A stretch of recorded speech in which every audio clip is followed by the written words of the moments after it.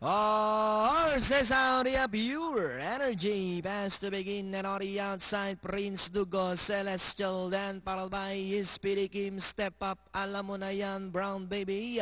And Malihim is the early trailer. We have Prince Dugo, the leader, by Oraling Kanehapa. Celestial is right behind in second. Pure energy is running by Drella. Alam mo na yan, Import, Brown Baby is on the outside. Pip is Speedy Kim, is Step Up. And Malihim still racing in last. Sarat still Prince Dugo by Oralenka. And in second is Pure Energy. And on the outside Celestial. Alam mo na yan. Now moving up by Drell to take second. Then comes Brown Baby and Speedy Kim. Sarat still Prince Dugo by about half a length. Alam mo na yan is running by Drell second. Pure Energy is racing in third. Then comes Brown Baby, Celestial and Speedy Kim. Sarat still Prince Dugo by about 2.5 lengths.